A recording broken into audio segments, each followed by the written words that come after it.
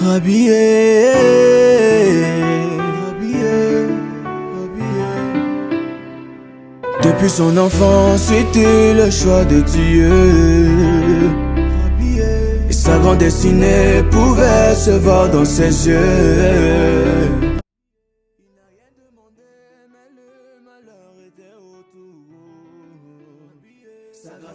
Bonjour chers tous, j'espère que vous allez bien.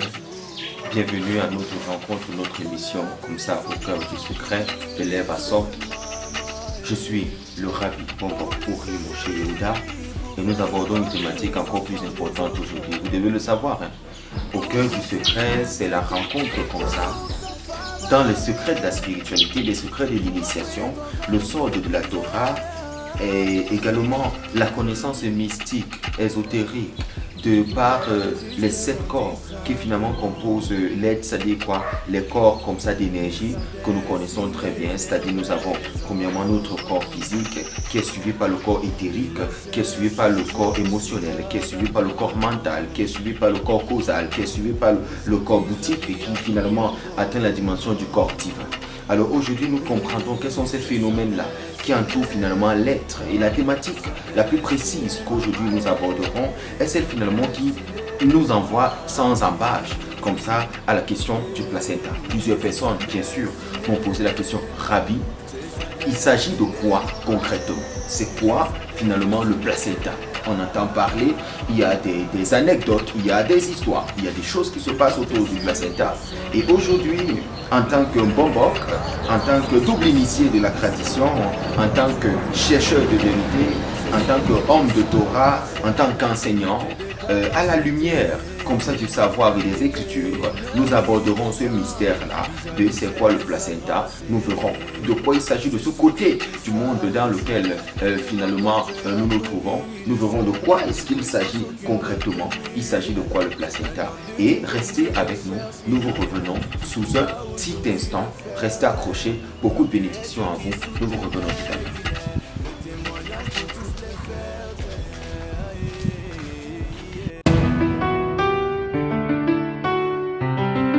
Habillé, habillé,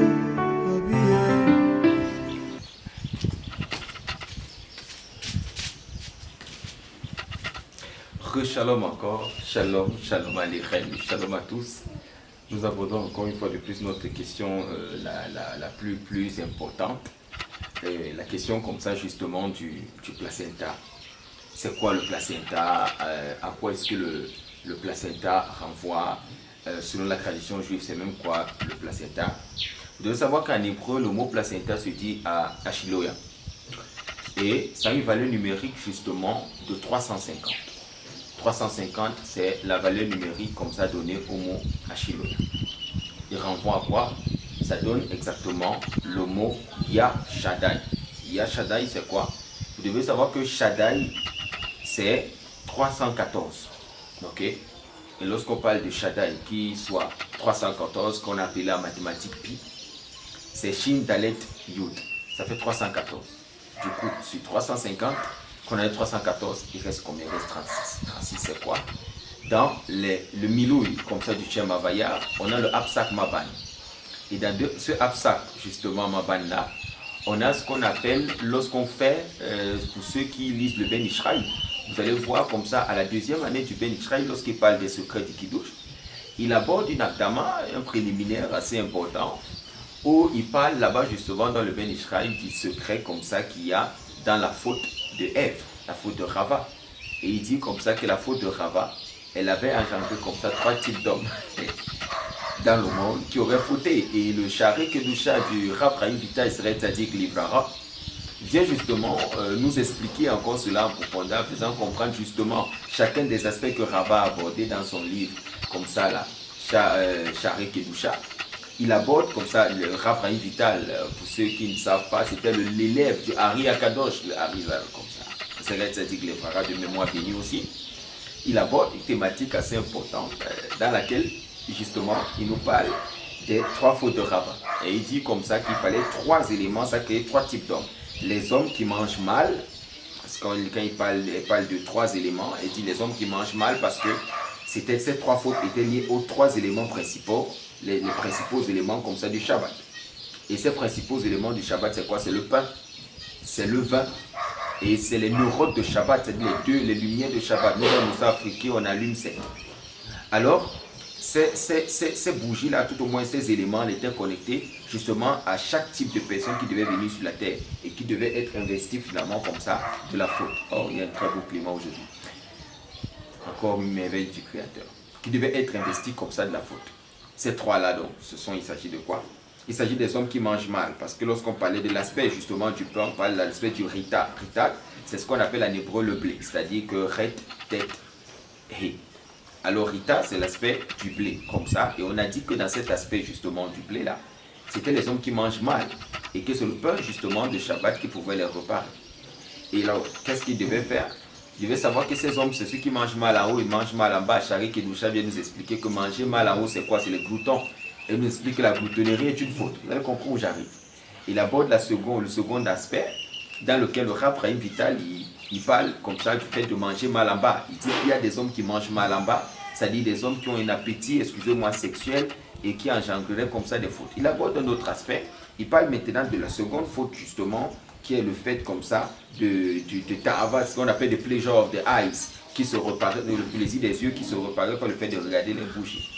Et le fait de regarder ces bougies-là, ça reparaît un plaisir au niveau des yeux. Et là, ça concernait les gens qui ne savent pas voir, qui ne savent pas connaître le chemin qu'ils doivent suivre. Ashreli est à derrière la chouvelera, ils ne savent pas quel est le chemin qu'ils doivent suivre, la direction qu'ils doivent prendre. Alors ces hommes-là, ils devaient regarder les lumières du Shabbat pour se reparer au niveau de là et de tuer à l'intérieur de leur regard cette façon de voir mal, de ne pas savoir où s'orienter. C'est le problème que nous avons même aujourd'hui en Afrique, où les gens ne savent pas choisir les leaders. Ils font toujours des mauvais choix.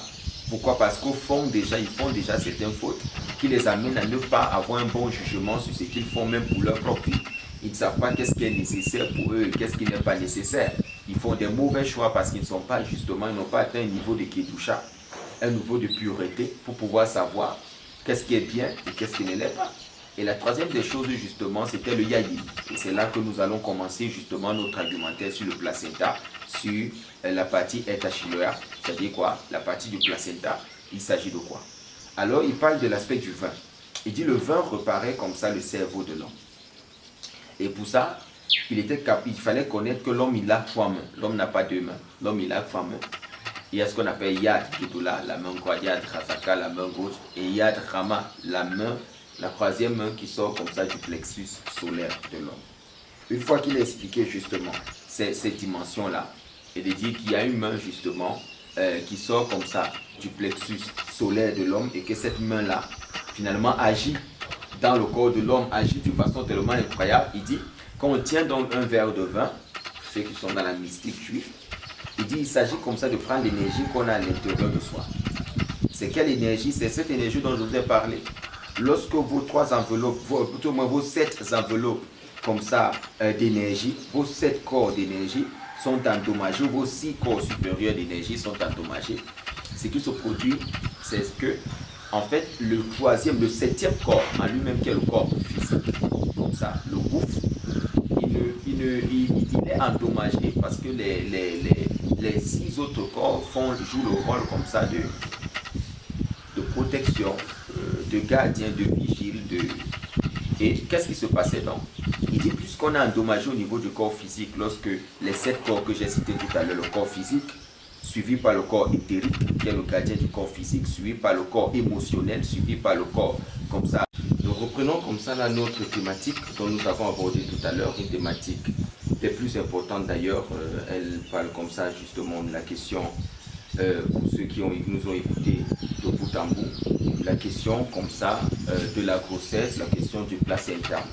Et j'ai expliqué que le mot placenta, vous devez le savoir, en hébreu c'est dit Achiloya. C'est quoi ça? C'est quoi Achiloya? Il s'agit de quoi? Il s'agit de ce qu'on appelle le placenta. Et nous remarquons que ce mot, justement, a une valeur numérique de 350. Et 350, c'est quoi? 350, c'est Ya Shaddai. Ya Shaddai plus au collège. Shaddai, c'est 314. Et Ya, comme ça, justement, c'est 15 plus le collège. et ça fait 36. Comment on obtient cela? Vous devez savoir que revenons sur le mot Shaddai. Pour pouvoir comprendre sur le mot, autant pour moi, le mot Yah, vous devez comprendre qu'il y a une notion qui est expliquée dans le Ben Ishraï, comme ça, au niveau justement de la deuxième année du Ben Ishraï, quand il aborde la paracha justement de Réchit, le secret du Kiddush. Là-bas à l'intérieur, il va nous expliquer une notion assez importante. Il dit la faute de Ève avait engendré 3 types d'hommes sur la terre qui devaient fauter. Et ces 3 types d'hommes sur la terre qui devaient fauter, il s'agit des personnes qui avaient des appétits à 3 niveaux. C'était ceux qui mangeaient mal. Il parle de l'aspect de Rita, qui est le blé, qui est connecté au pain du Shabbat, le lichem. Il parle de l'aspect de Teina, qui est connecté comme ça aux lampes, aux 2 bougies de Shabbat, nous, au Noussar africain, nous allumons 7. Il dit c'est le pleasure of the eyes, le plaisir des yeux. Il dit le fait de regarder donc ces bougies, ces neurones là brûlées, comme ça on reparaît le plaisir comme ça des yeux.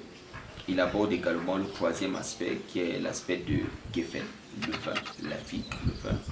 Il dit que lorsqu'on buvait du vin, comme ça reparaît comme ça le cerveau. Le problème des hérétiques, vous voyez les hérétiques, les gens qui discutent beaucoup. Il dit, et ça refixait comme ça la connaissance. Justement, sur ces 3 aspects que nous avons parlé, Rita, Teina et Geffen, dans le char, le Shari Kedusha de Rabbi Vital, c'est-à-dire que Vara qui était de mémoire bénie, qui était l'élève comme ça, de Rav Vital, Rav Ari Akadosh, que le souvenir de son nom soit une bénédiction pour nous, qui nous enseigne justement dans Shari Kedusha ces aspects-là dans les profondeurs. Il a beaucoup épilogué dessus, notamment sur le fait de manger mal. Il dit manger mal, c'est manger mal en haut et manger mal en bas. Et Rabbi nous Pirgaz, il y a au Shadar, Roche Sheba de Botina Kadisha, il explique encore très bien dans son argumentaire. Lorsqu'il nous amène justement dans cette réalité-là, il nous fait comprendre que la gloutonnerie, le fait de manger beaucoup n'était pas un signe, justement comme ça, de purité. N'était pas un signe d'élévation spirituelle. Et il dit aussi qu'il y a des gens qui mangent mal en bas. Manger mal en bas, c'est quoi? C'est de dire, comme il est dit dans la Kabbalah, dans la Torah du Sod, il expliquait là-bas qu'il y a 3 endroits où l'homme il est fort. Et les endroits où l'homme il est fort, c'est les endroits où l'homme il peut crier. Il est dit là-bas que l'homme il est fort au niveau de son cerveau, au niveau de son mohar, parce qu'il a la capacité de penser à quelque chose et la chose vient en accomplissement. Il peut crier, donc du coup, partout où l'homme il est fort, la plupart d'un cas se déposer dessus. Il parle de notre aspect encore, il aborde l'aspect comme ça, d'être fort au niveau de la bouche. Un chef d'entreprise, lorsqu'il dit quelque chose, la chose se passe comme il a demandé. Alors, à ce moment, il parle donc du fait d'être fort. Il dit dans la clipa, l'écorce, ce qui va venir se fixer là-bas pour t'empêcher justement de faire ce que tu es censé faire. C'est pour ça qu'il y a une forte clipa en Afrique. Okay. Alors, il parle d'un dernier aspect, il parle du isot, c'est-à-dire que l'appareil féminin, isot féminin masculin, l'appareil intime de l'homme et de la femme. Il dit pour l'homme précisément, il y a une partie hors là, une peau, une espacence qui va venir se poser dessus, qui ne fait pas partie de lui, parce que cette peau, selon la Kabbalah, a apparu sur Adam après qu'il ait eu à fauter avec Rava. Donc ce n'est pas une partie de lui. C'est pour ça que lorsqu'on la retire, contrairement à ce que certaines traditions font, grâce de Shalom, certaines personnes mentent, mais il va y l'enterrer. Il y a une technique, il y a des choses qu'on fait pour ça. Notamment dans un long cérémoniel qu'on appelle la Bérit Mila, fait par un Moël, c'est-à-dire un rabbin technicien, un rabbin chirurgien, qui va finir par fixer tout cela par les 4 étapes, comme ça, de la Bérit Mila. Revenons à notre sujet. Donc du coup, au niveau du vin qui fixait le cerveau des hérétiques, il y avait une kavana, une formule qu'il fallait réciter. Les amoureux de la Torah comprendront de quoi je parle. Ceux qui ont étudié le sort, bien sûr. Il y a une formule qu'il fallait réciter là-bas. Et justement, cette formule, c'était quoi? Cette formule, c'était de dire la moitié du Shem Ab. C'est quoi le Shem Ab? C'est les 4 noms qui découlent du Shem Avaya, du nom d'Avaya, le Yud Kevav. Et cette milouille-là, c'est quoi? C'est le Ab Sak Maban. Ab, c'est 72. Yud Vav de lettre Yud, Vav Yud Vav et Yud. Sak, Yud Vav de lettre Yud, Vav Aleph, Vav et Yud. Ma, Yud Vav de lettre He Aleph, Vav Aleph, Vav He Aleph. Et Ban, qui est le réceptacle, c'est Yud Vav de lettre He, Vav Vav He. Lorsqu'on monte au niveau du Shem Ab, qui était Yud Vav de lettre He Yud, Vav Yud Vav He Yud, on avait ce qu'on appelle la moitié du Shem Ab, qui était Yud Vav de lettre He Yud. Yud Vav de lettre He Yud, ça faisait 35. qu'on récitait sur le vin pour faire descendre son énergie dans le vin afin de recevoir les lumières que nous avons emmagasinées. Et ce lieu dit vague de l'être, là, valait 35 pour ce volet, ça faisait 36. Ajoutez donc maintenant comme ça au 314 du chef Shaddai, du nom Shaddai, ça faisait donc 350 qui était Achille, qui était le nom du placenta. Alors on comprend quoi par là? 314, c'est ce qu'on appelle paix, c'est-à-dire la bouche. Et c'est ce que les mathématiciens appellent 3,14. C'est-à-dire c'est la base, c'est la règle, c'est le rayon, c'est le calcul exact pour avoir un équilibre véritable. Et c'était quoi? Ya qui sortait de là, c'est-à-dire Yud Vav Dalet He Yud, ça faisait le mot Ya, Yud He. C'était quoi Ya? Ya vaut 15, plus au collège ça fait 16. Mais Ya, il s'agit de quoi? C'est ce qui est dit comme ça là, en hébreu, on dit Kiria Hachem Tzorolani. Avec le Ya, Hachem, le maître du monde, a tout créé. Pourquoi donc Ya viendrait avant le mot Shaddai? Parce que justement, vous devez savoir, Relek Elokai Mima'a, c'est-à-dire quoi? Nous sommes une partie comme ça du divin. En tant que partie du divin, comme je l'ai dit, Relek Elokai Mima'a, nous devons savoir justement que c'était les 15 mondes. Lesquels 15 mondes, tout le moins les 3 mondes, parce qu'il y a 5 trilogies de 5. Et quand je parle de trilogie de 5, je parle de 5 parties du corps, 5 enveloppes de l'âme qu'on appelle les sourates, et tout ce que vous voulez, 5 niveaux d'âme, 5 parties du corps, c'est-à-dire quoi, depuis Mouar, la moelle à l'intérieur de l'os est terme, en sortant Bassar la chair, en sortant Gitim, système des artères, maintenant Péor la peau. C'était pour dire que l'âme était véritablement constituée. Maintenant, on avait une autre réalité, c'est-à-dire celle des 7 rois, qui sont en fait les différentes enveloppes qui composent le corps de l'homme. Et ces différentes enveloppes qui composent justement le corps de l'homme sont au nombre de 7. Première enveloppe s'appelle le corps physique. Le corps physique étant le siège de l'âme. Il est protégé par le corps qui suit parce que les autres corps sont comme des auréoles au niveau du corps physique. Ils ne sont pas visibles comme ça à l'œil nu, ils sont visibles avec ce qu'on appelle le itroubal, la paume de pain, troisième œil. On avait donc maintenant ce qu'on appelait le corps justement éthérique, qui était le gardien comme ça du corps physique, le corps éthérique. Après lui venait le corps émotionnel, après le corps émotionnel, le corps moral, après le corps moral, on avait le corps causal, après le corps causal, on a le corps comme ça boutique, après le corps boutique, on a le corps comme ça divin. C'est cette corps donc qui se suivait, était en fait l'énergie qui devait protéger l'homme. C'est-à-dire que quand l'homme allait mal, dans la dimension des 6 corps, on sentait une dégradation dans le corps physique. Okay? Et cette dégradation dans le corps physique pouvait engendrer justement des malformations ou des naissances assez bizarres au niveau de la conception d'un enfant quand les énergies, ce qu'on appelle encore, j'aime pas trop ce mot, ce qu'on appelle les chakras.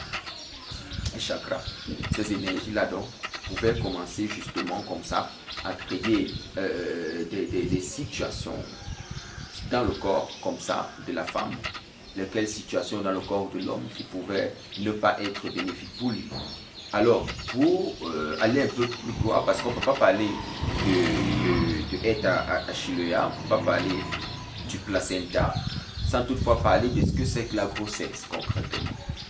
Vous devez donc savoir, Rabota et les amis, que la grossesse, c'est ce que nous considérons comme étant une âme en gestation. C'est quoi une âme en gestation?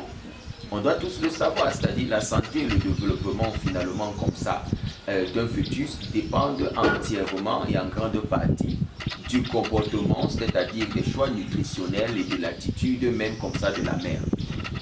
Cela signifie quoi? Cela signifie que les études justement médicales comme ça soulignent un profond impact justement de l'environnement d'une femme ou l'environnement comme ça, c'est-à-dire quoi?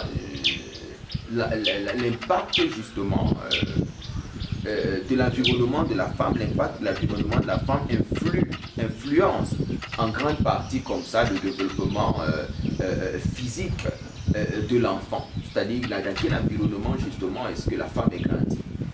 Et cet enfant en gestation aussi, il est impacté par ça. Et aussi, il faudrait aussi parler combien de fois aussi le cadre de devra être comme ça, positif et tranquille. J'ai l'habitude de dire aux femmes que sachez que l'enfant se nourrit essentiellement de votre émotion. C'est-à-dire quoi? Si vous êtes une femme Christ, rassurez-vous, hein, il n'y a pas de magie, je ne fais pas des maniocs pour récolter des macabos ou des ignames. Si vous n'êtes pas une femme de joie, quand vous êtes enceinte, quand vous n'avez pas de la cibra, de la joie, Rasvé Shalom, vous accoucherez un enfant qui sera aussi doté d'une tristesse assez grande. Et c'est ça justement le problème, c'est-à-dire qu'on devrait savoir dans cette réalité-là qu'on influence un enfant. Ok? Et il faudrait aussi savoir donc que l'éloignement justement comme ça, de toute source comme ça de contrariété ou d'anxiété, justement, lui sont également bénéfiques. Ok? Lui sont également bénéfiques. Ça, vous devez le savoir. Le développement, finalement, donc, physique de l'embryon est parallèle à son développement également spirituel. Il n'y a pas une partie qu'on va mettre de côté ou une partie qu'on va négliger. Vous devez le savoir. C'est-à-dire quoi? Si l'enfant, il est bien portant physiquement, c'est-à-dire cet embryon, il est bien portant physiquement, vous devez savoir que c'est lié, c'est parallèle à son développement également spirituel. C'est-à-dire que si l'enfant il a des dysfonctionnements sur le plan physique, là je parle un peu d'une façon assez scientifique, hein, il y aura également une réalité spirituelle, émotionnelle et tout ce que vous voulez dans ces différents corps d'énergie qui pourraient également influencer comme ça sa croissance mentale et également le choix de sa spiritualité. Aussi, qu'en parlant donc de choix, vous devez donc savoir que le choix spirituel, justement, le choix spirituel de celle qui attend un bébé, qui attend que le ciel lui donne un bébé, ont des conséquences toute la vie de cet enfant. C'est-à-dire quoi? Qu'est-ce que tu choisis comme spiritualité, madame? Qu'est-ce que tu choisis? Tu t'engages dans quoi? Dans quoi est-ce que tu fais? Comme on voit plusieurs familles en Afrique, pour ne pas les citer, on embarque, que les femmes s'embarquent dans n'importe quoi, dans des spiritualités inutiles, dans des choses inutiles.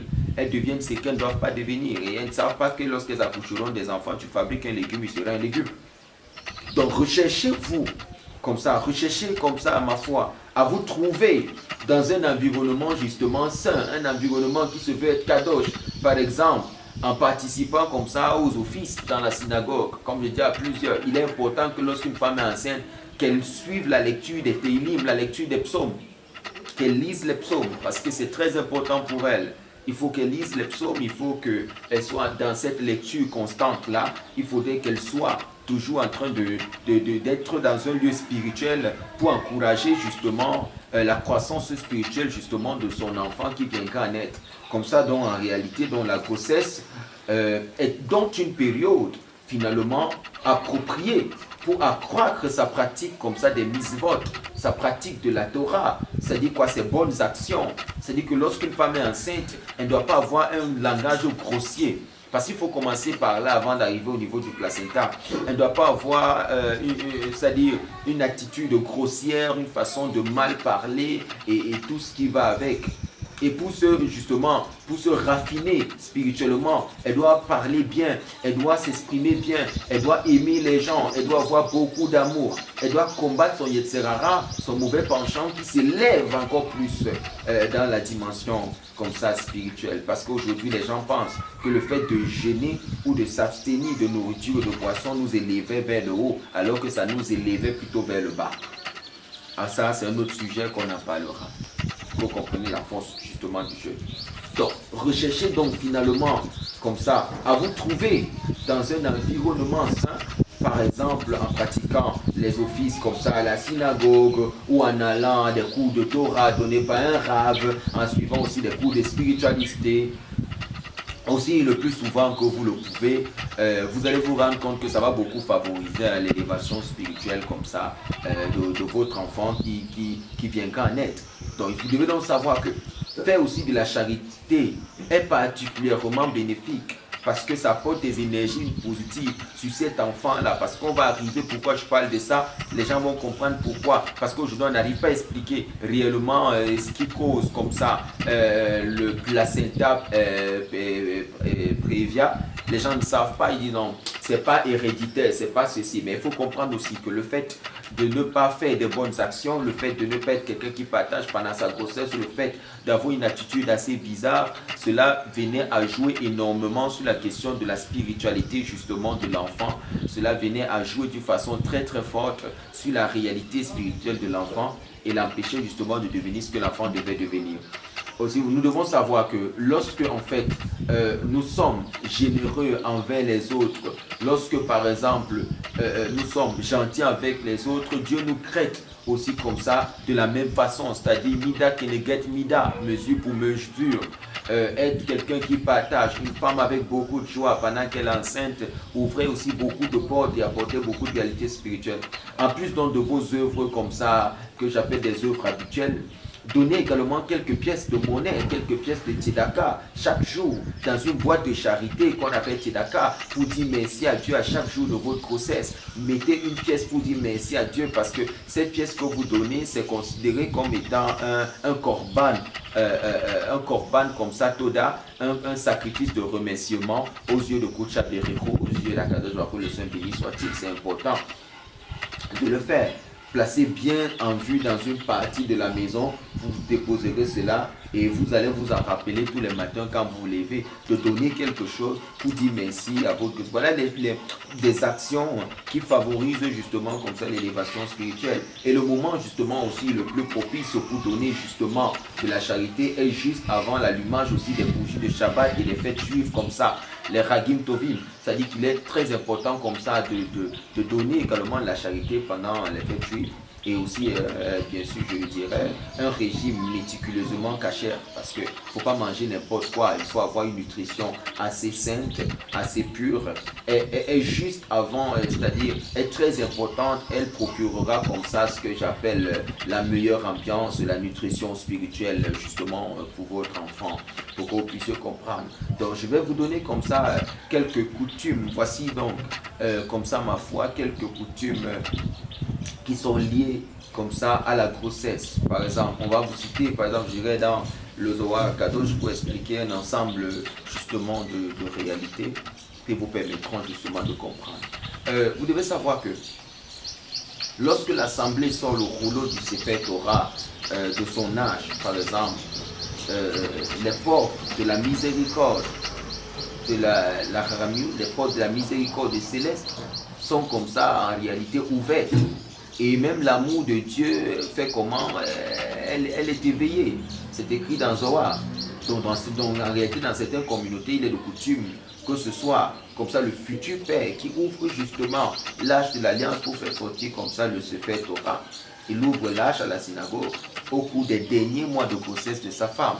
C'est lui qui va offrir pour avoir le mérite comme ça que son enfant soit un sage justement de la Torah. Vous devez savoir que tout au long de la grossesse, le père et la mère devraient lire les livres de psaumes d'une façon régulière. Vous voyez, lorsque ce n'est pas fait, c'est très très grave. Faites vérifier également les mésouzotes de vos portes, les parchemins de vos portes. Faites-les vérifier comme ça par un strip. Faites-les vérifier si elles sont toujours cachées. Si vous n'avez donc pas comme ça de mésouzotes à toutes vos portes, il est important d'en installer dès maintenant parce qu'une maison où un enfant va naître, il n'y a pas un mésouzote, il n'y a pas de parchemin de protection, c'est assez compliqué.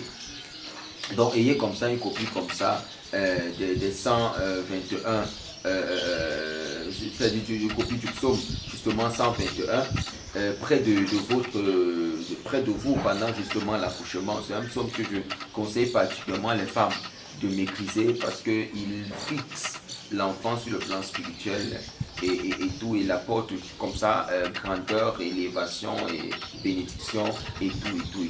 Une fois que nous avons abordé cette rubrique où il fallait que je parle de la grossesse, j'espère que vous l'avez saisi. Nous vous revenons dans un petit instant avec cette petite transition. Restez accrochés.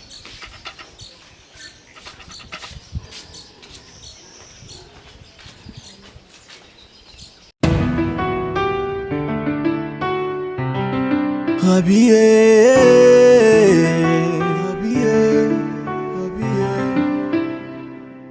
Depuis son enfance, c'était le choix de Dieu.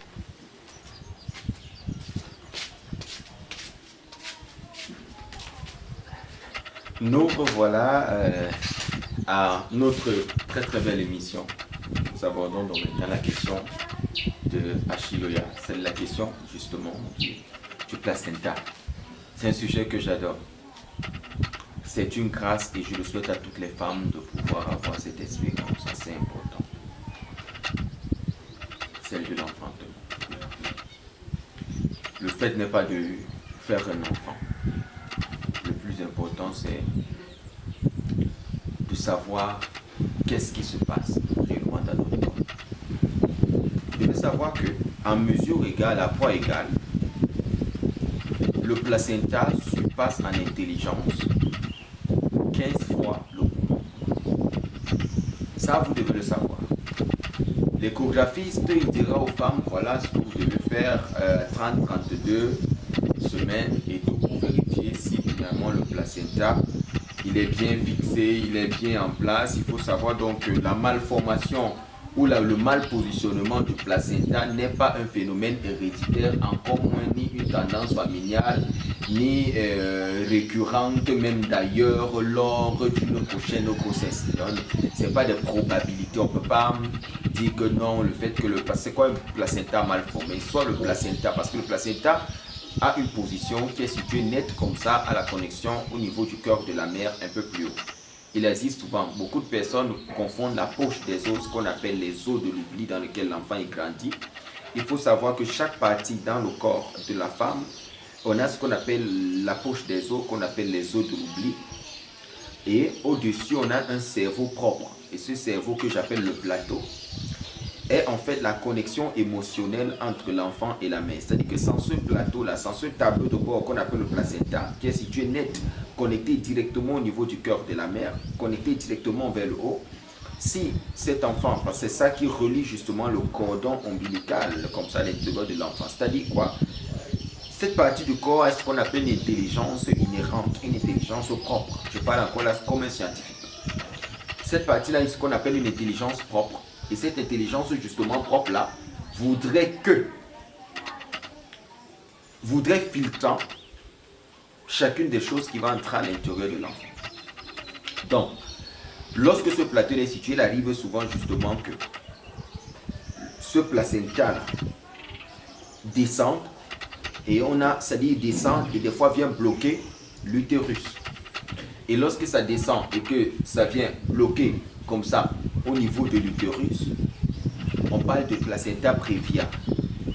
Il y a prévia extrême, partiel et tout. C'est-à-dire, quand il arrive dans ce niveau qui se retrouve vers le bas et que l'échographiste constate cela, il va demander à la femme de revenir faire une autre échographie. Parce qu'on se dit des fois que ça va se repositionner naturellement. Mais si vous avez écouté le cours que j'ai dit précédemment, tout à l'heure, tout au moins quelques minutes là, j'ai expliqué qu'une hygiène correcte nous éviterait ces dysfonctionnements qui sont en fait des déréglages au niveau des différents corps comme ça énergétiques de l'homme. C'est-à-dire que lorsque les corps énergétiques ne sont pas équilibrés dans la spiritualité comme il se doit, ou lorsque les corps énergétiques sont plus bas que d'autres et que le chakra il est faible, il arrive souvent que des influences négatives. Vous savez bien que la nature spirituelle tant physique a horreur du vide. Il arrive souvent que ces parties-là soient remplacées par une autre réalité qui apportera aussi des dysfonctionnements fusionnels, fonctionnels, spirituels même dans le corps justement de la maman. Alors, le placenta c'est quoi? Le placenta c'est la partie la plus importante comme ça pendant la grossesse. Le placenta c'est en fait ce que je qualifierais être l'âme de l'enfant. Ou ce que j'appelle souvent vulgairement l'âme physique. L'âme physique de l'enfant. Je me rappelle une petite anecdote. En allant faire accoucher ma femme, nous sommes arrivés à l'hôpital.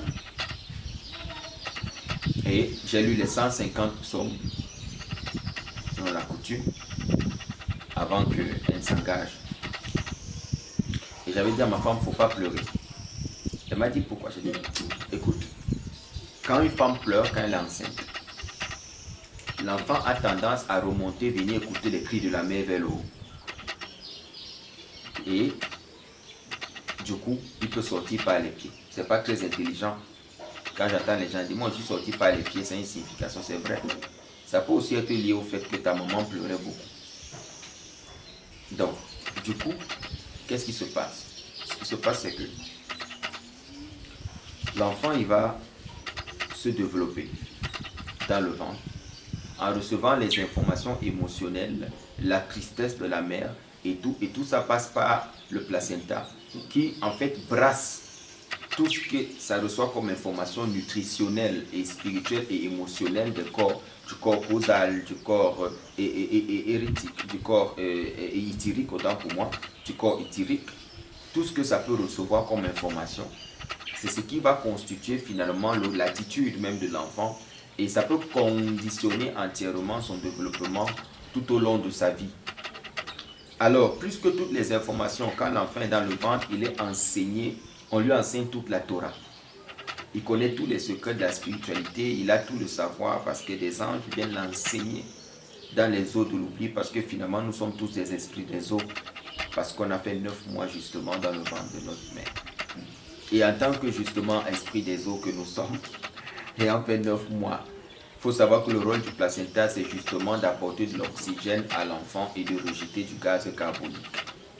Alors il joue un véritable, c'est-à-dire il est en fait la réalité mature de l'enfant dans son incapacité dans le ventre de pouvoir agir et de pallier à toute situation.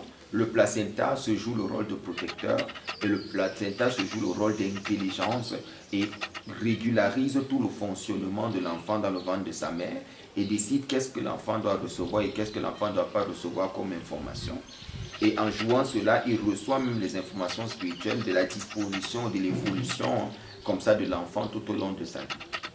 Alors, ce laboratoire-là qui est appelé le placenta, que j'ai expliqué tout à l'heure, Shaddai. Shaddai, c'est la mesure de base, c'est-à-dire quoi? Tout ce qui concernera l'enfant est lié à ce placenta. Est lié à ce placenta. C'est-à-dire que c'est ça la connexion de l'enfant avec le ciel. C'est ça la connexion de l'enfant et son équilibre dans ce monde. C'est ça la garantie qu'il ne souffrira pas en fréquentant et en cherchant de l'emploi. C'est ça la garantie qu'il deviendra quelqu'un d'important. C'est ça la garantie qu'il deviendra quelqu'un de sage. C'est ça la garantie qu'il deviendra quelqu'un de profond. C'est ça la garantie qu'il sera un homme qui va réussir et qui va se réaliser.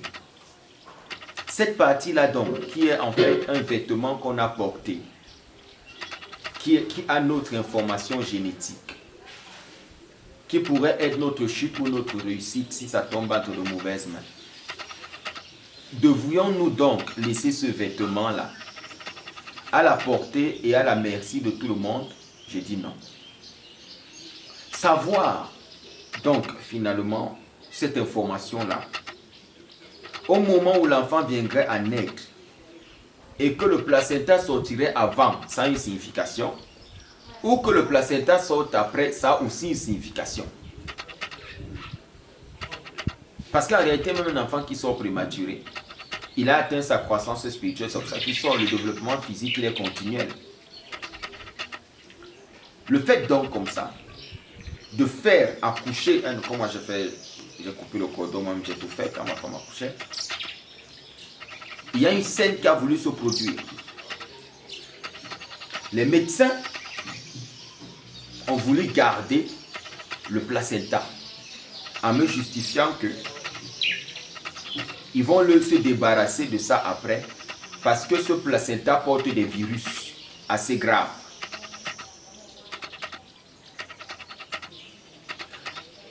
Les instants où l'enfant il sort et que le placenta est encore dans le ventre de la mère, pourquoi à ce moment-là, ce placenta-là ne met pas les virus dans tout son corps? On retire le placenta comme toute partie qui sort du corps de l'homme. Cette partie-là est une partie de vous. Elle n'appartient pas à l'hôpital.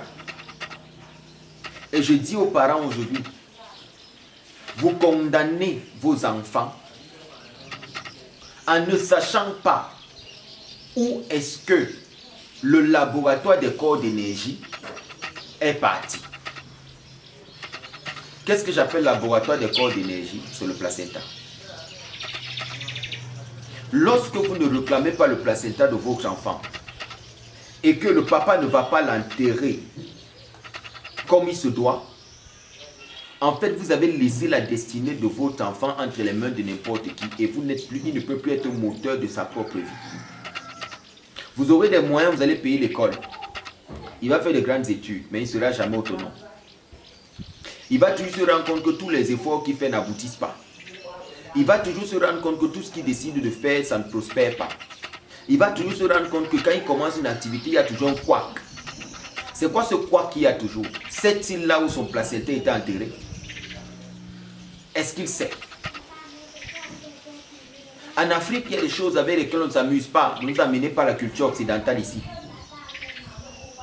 En Afrique, je vois même des émissions même que les gens se permettent de faire pour vous expliquer que le placenta donnerait le VIH à ceux qui le manipuleraient. Vous entendez, vous imaginez jusqu'où la bassesse va? Vous serez choqués. Je n'ai même pas encore fini l'enseignement. Je suis juste en train de vous expliquer déjà. Je suis en entrée de jeu. Toute la destinée de tout un peuple, de tout un individu, resterait entre les mains des personnes. Parce que vous dit finalement, vous ne le savez pas. Rien ne se jette pendant l'accouchement. Tout s'utilise dans le corps d'un homme. Dans les hôpitaux, le placenta n'a jamais été jeté. Ils ne se sont jamais débarrassés de cela. Ils ont utilisé cela pour fabriquer des produits cosmétiques et pharmaceutiques. L'industrie pharmaceutique avec les placebos et tout, c'est fabriqué avec du placenta. Les rouges à lèvres, tous les produits cosmétiques que vous pouvez savoir sont fabriqués avec le placenta. Laissez-moi vous donner donc l'impact. Ne faites pas l'école pour l'école. Je suis un homme spirituel. Je sais ce que je dis. Nous sommes dans une réalité aujourd'hui où les placentas sont abandonnés. Et lorsqu'on prendrait le placenta d'un enfant et qu'on se retrouverait en train de le manipuler, ça dit que parce que si ça n'a pas de l'énergie, pourquoi est-ce qu'il resterait avec? Parce que c'est toute l'énergie vitale de l'enfant. On va prendre cela. C'est pour ça que moi, je n'aime pas les hôpitaux. Les prélèvements de sang, je ne fais pas. Parce que tu ne sais jamais là où tu vas laisser ton information. Un homme spirituel ne se colle pas à la dimension matérielle des choses. Il ne se colle pas au monde occidental et c'est-à-dire que les PST, progrès scientifiques et techniques, oui c'est vrai, mais toutes ces histoires, vous ne savez pas où vos informations vont. Je parle aux hommes spirituels, je ne m'adresse pas à tout le monde. Les esprits scientifiques, gardez-les pour vous.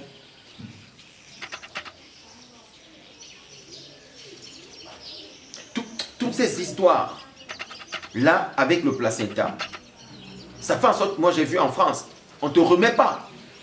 Et les infirmières qu'on recrute, celles qui travaillent dans cet institut, elles s'amusent, on les enlève au travail. Mais attendez, c'est pas pour vous. Des fois tu demandes, on ne te donne pas. Mais on te donnera des arguments autres. Ah, que Dieu bénisse l'Afrique. Tu peux faire ça au Bénin. Tu peux prendre le placenta de quelqu'un, une femme qui a accouché, tu ne remets pas. Même au Bénin. Tu ne peux même pas t'amuser parce que tous les Béninois, ceux qui sont vraiment dans la vraie spiritualité, ils savent ce que c'est que le placenta. En Afrique, on sait ce que c'est. Moi aujourd'hui, tu vois des soeurs qui sont tellement, elle va accoucher, elle revient, où est le placenta de l'enfant? Non, j'ai laissé à l'hôpital, je ne sais pas ce que je vais faire avec. Tu t'amuses. Sache donc que ce que tu as entre les mains, c'est un légume. Excusez-moi du mot. En fait, le placenta de l'enfant est plus important que l'enfant que tu as. Parce que c'est ça, le livre de la vie de cet enfant. C'est pour ça qu'il faille le cacher, l'enterrer dans un endroit humide et qu'il disparaisse plutôt qu'il tombe entre les mains des personnes qui vont le fractionner, le découper et en faire des expériences scientifiques avec. Parce que plus une expérience scientifique est faite sur un placenta d'un enfant, plus l'enfant faiblit sur le plan spirituel et devient de plus en plus cartésien. Il ne croit même plus en Dieu, il devient athée. Il commence à avoir des comportements assez bizarres, des dysfonctionnements intellectuels, des dysfonctionnements physiologiques, des dysfonctionnements physiques. Il a des sauts d'humeur comme vous n'imaginez pas, dédoublement de personnalité en un clic. Parce qu'il est manipulé quelque part. Et pour finir, mais pas long, il ne réalise rien. Parce que d'autres se servent de ce qui faisait partie de lui pour devenir. Ah ouais. Dans certains rituels ésotériques, les gens demandent des placentas. Moi, je ne vous raconte pas, je ne vais pas citer le nom de l'hôpital. J'ai vu comment dans un hôpital, une costaud de voiture dont je ne vais pas citer, d'une haute personnalité dans un pays quelque part, est venue garer avec une glacière. Pendant que la femme que j'assistais qui était venue accoucher, il était 2 h du matin. J'étais dans la voiture dehors. Je vois des personnes descendre dans une costaud véhicule avec des glacières. Et ils se dirigent derrière la clinique. Et on charge le placenta. Et ils vont avec. Vous vous amusez. Après vous vous plaignez. Après vous partez remplir les églises. L'église n'a pas fait venir le placenta. L'église ne va pas faire venir le placenta. Ok. Il était important de le savoir. Le placenta, c'est toute la vie de quelqu'un. Pour enterrer un placenta, il fallait aller dans un lieu humide. Vous savez, moi, mes enseignements, je ne les prépare pas. Je coule. Ce sont des enseignements, des informations. Pour que les gens me posent, j'ai vu plein de questions dans le groupe. Ah, c'est quoi le placenta? Est-ce que c'est un impact spirituel sur la vie d'un enfant? Oui, bien sûr, c'est ce que vous avez tout compris, tout le cours, j'ai tout dit. Comment devons-nous enterrer le placenta? Non, on enterre le placenta, il faut le savoir. Je fais une différence entre le cordon ombilical et le placenta. Le cordon ombilical, on l'enterre avec une feuille tissot. Le placenta, on l'emballe dans des feuilles et on l'enterre. Il ne faut pas que la terre se pose dessus. Et il faut toujours l'enterrer dans un lieu humide. À l'ouest, au Cameroun, là-bas, j'ai vu quand j'étais au Cameroun, j'ai vu on enterrait le placenta dans... on enterrait le placenta sous un bananier. Pourquoi? Parce que vous savez, le bananier, lorsqu'on le coupe là, vous allez tout voir, il y a tous des petits qui sont là. Ça symbolise la fertilité, c'est-à-dire quoi? Cet enfant va toujours se relever. On enterre dans des marécages. On n'enterre pas dans une terre ferme. Parce que le but, c'est que le placenta se détériore, qui se gâte comme ça avec de l'eau, qui rentre dans cet état naturel d'eau et qui disparaisse. Et lorsqu'on le fait, il y a des textes qu'on lit. Moi, j'ai été appelé plusieurs fois pour aller enterrer les placentas de certains enfants. Et ce lieu où on enterre le placenta, on ne le dit à personne. Il n'y a pas de témoin. Il n'y a que l'enfant à lui-même qu'on ira montrer un jour là où son placenta est enterré. En bas, on parle de voilet. Voilet, c'est-à-dire quoi? L'élément accoucheur. L'élément qui amène la vie. L'élément qui amène la vie. Il protège l'enfant. C'est lui toute la vie de l'enfant. Dans le placenta, toutes les informations spirituelles de ce que l'enfant va devenir. Moi, j'ai eu des cas où on a amené des cas qui sont venus de Burkina Faso, partout, des enfants qui avaient des problèmes de placenta. Un enfant, sa vie est bloquée parce qu'un jour, en enterrant le placenta, la mère est partie avec le cousin. Le cousin a dit à sa tante, la tante allait déterrer le placenta jusqu'à ce que les parents soient partis. Et qu'elle a conservé le placenta pour faire des rituels et bloquer la vie de l'enfant. Voilà la réalité que vous ne savez pas. On ne s'amuse pas avec le placenta. On ne s'amuse pas avec tout cela. Nous, en Afrique, je parle à cause Africains d'une façon forte. Arrêtez de jouer avec la destinée de votre peuple et l'évolution de vos pays. S'il faut faire venir une accoucheuse chez vous pour préserver votre placenta, faites-le. N'allez pas accoucher dans une clinique où on vous imposerait de laisser le placenta là-bas. Le placenta, c'est quelque chose de très très fort. Il a toutes les informations que vous n'imaginez pas. Le placenta, c'est l'âme physique de l'enfant. Le placenta, c'est le devenir de l'enfant. Il ne s'agit pas d'un organe défectueux rempli de VIH et toutes les maladies qui sont finies de citer. Le placenta, c'est la vie de l'enfant. Il doit être enterré comme nos ancêtres nous l'ont appris. L'occidentalisme ne doit pas venir vous accabler et entrer en vous. Vous devez le savoir. C'est des cérémonies. Le placenta a une partie de l'âme de la mère et une costaude partie, la totalité de l'âme de l'enfant. C'est pour ça que quand une maman accouche, elle se sent de plus en plus fatiguée parce que c'est une partie d'elle qu'elle donne. Les nausées, tout ce que vous entendez, c'est parce qu'un organisme se développe à l'intérieur d'elle. Ne vous laissez pas embarquer dans une histoire. Demandez où vos placentas ont été enterrés. Et ceux qui ne savent pas où ça a été enterré, sachez qu'il y a des mécanismes de déconnexion. Parce que ces choses-là, lorsqu'on manipule votre placenta, vous êtes affaibli, c'est votre énergie qu'on prend. Et je vous dis encore, dans ces hôpitaux-là, on ne garde pas le placenta de n'importe qui. La sage-femme qui fait accoucher la femme, là, elle sait que ça, lui-là, qui est né là, c'est quelqu'un d'autre. C'est que lui, qui vient de naître là, on ne s'amuse pas avec lui. Ils savent reconnaître les placentas des grands. Ils savent reconnaître les placentas des puissants. Ils savent reconnaître le placenta des grandes générations. Ils savent reconnaître les placentas des leaders. Ils savent reconnaître les placentas de ceux qui vont révolutionner le monde. Ils savent reconnaître ces placentas-là. Ils savent reconnaître. Ceux qui font du cannibalisme, qui mangent le placenta, les femmes, ne le faites pas. C'est pas ça qu'il faille faire. Le fait de manger le placenta d'un enfant, imaginez un seul instant que votre parent soit, à Dieu ne plaise, un sorcier. Il mange votre placenta, c'est fini. Vous me le mangez pourquoi? Il finit comme un défait. Vous voyez? On ne le fait pas. Il y a des choses que je ne peux pas dire ici. Dans la tradition, ce qu'on fait avec le placenta, parce que c'est une émission spirituelle, mais il y a des choses qui relèvent d'un plan purement pratique. Vous comprenez un peu? Je ne peux pas dire comme ça.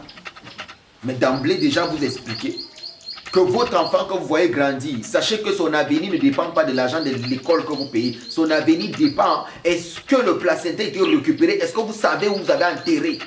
Est-ce que ça a été fait comme il fallait?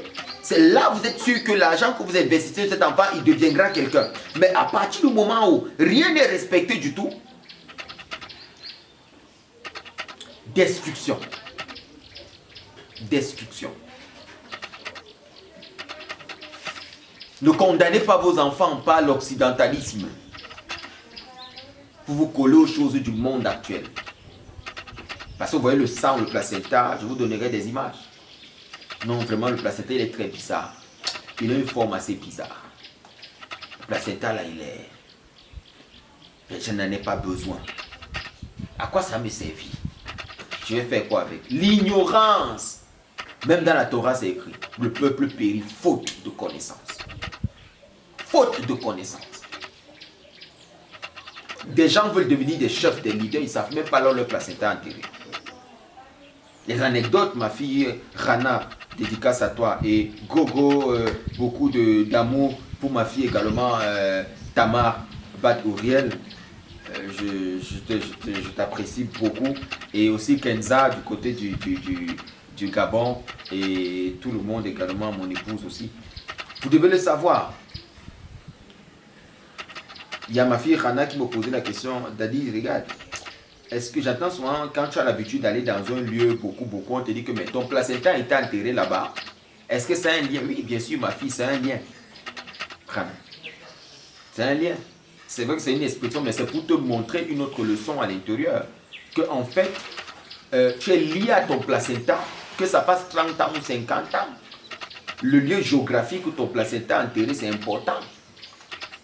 Ah, ça, moi, je vous dis. C'est important. Je vais même dire quelque chose qui va choquer les gens. Il est important d'être même enterré dans le lieu où ton placenta est enterré. Et lorsque le nombril de l'enfant tomberait, après 2 semaines, il y a aussi un travail qui est fait avec ce bout-là.